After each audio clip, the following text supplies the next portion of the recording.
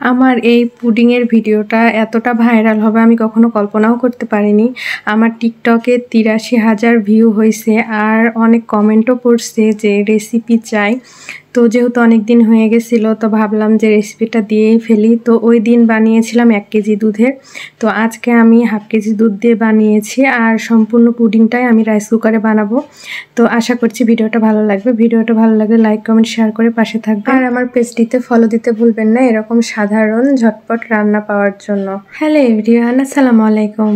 সবাই কেমন আছেন? আশা করছি ভালো আছেন। প্রথমে আমি রাইস কুকারটা অন করে নেওয়ার পরে হাফ কেজি দুধ এতে দিয়ে দিব। এরপরে আমি ভালোভাবে ফুটিয়ে নেব।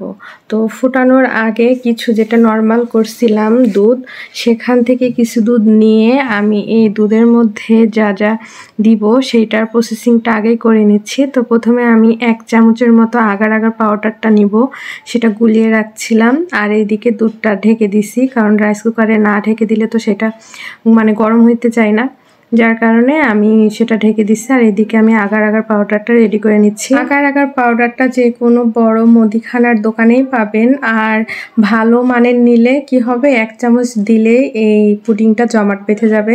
আর যদি ভালো মানের না হয় তাহলে হচ্ছে আপনার অনেকখানি লাগবে, তারপরও পানি পানি হয়ে যাবে। আর আমি খুব ভালো আগার আগার পাউডারের কোম্পানি বা ভালো কিছু সেরকম বুঝি না, যার কারণে হচ্ছে আমি নামও বলে দিতে পারতেছি না। এটার দাম 120 টাকা নিছে, আমি নিছি এটার কোম্পানির নাম অর্গানিক।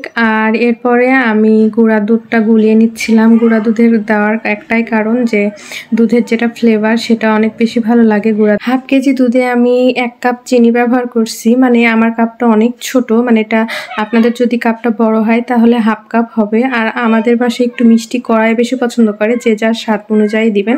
আর এরপরে যখন দুধটা একদম ফুটে আসছে তখন আমি আগার আগার পাউডারটা দিয়ে দিব। আগার আগার পাউডারটা দেওয়ার পরে একদমই থামা যাবে না, সারাক্ষণই নাড়াতে হবে।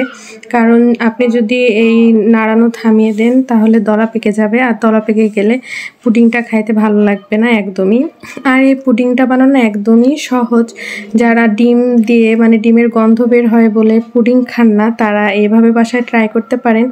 আর বাচ্চারা যেহেতু অনেক বেশি পছন্দ করে পুডিং, যে কোনো সময়ই আপনারা এভাবে রান্না করে দিলে বাচ্চারা অনেক বেশি পছন্দ করবে।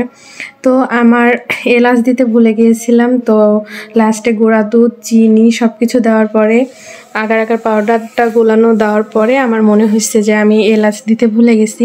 তো এরপরে সেখানে দিছি আর এলাচটা তুলে ফেলে দিছি। ওর ফ্লেভারটা যখন দুধে চলে আসে তখন আমি এলাচটা ফেলে দেই। আর এরপরে আমি কেকের মোল্ড নিয়ে নিচ্ছি, যে যেমন ইচ্ছা যে বাটিতে সেট করতে চান ঠিক সেই বাটিতেই নিতে হবে, নাহলে সাথে সাথে এটা ঠান্ডা হয়ে গেলে এভাবে জমাট বেঁধে যাবে। আগার আগার পাউডারটা দেওয়ার পরে থিকনেসটা আপনারা যখন আমি মোল্ডে ঢাললাম তখন বুঝতে পারলেন এটা কিছুক্ষণ জাল দিয়ে নামিয়ে ফেললেই হবে।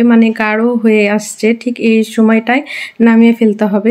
আর বেশি জাল দেওয়া যাবে না, নাহলে চুলাতেই শক্ত হয়ে যাবে। এরপরে আমি কেকের মোল্ডে নামিয়ে ঠান্ডা করে এবার কিছুক্ষণ ফ্রিজে রাখছিলাম যেন এটা ভালোভাবে একদম সেট হয়ে যায়। তো এরপরে আমি অন্য একটা বাটিতে থালিতে ঢেলে নিব। এর জন্য সেখান থেকে কিছু ছুরি দিয়ে যেন ভেঙে না যায় আস্তে করে আশপাশেগুলো ছুটিয়ে নিলাম। এরপরে এই তো আমার সেই লাভ পুডিংটা কেমন হয়েছে কমেন্ট করে জানাবেন। আর আজকের ভিডিও এ পর্যন্ত। সবাই ভালো থাকবেন, সুস্থ থাকবেন। আল্লাহ হাফেজ।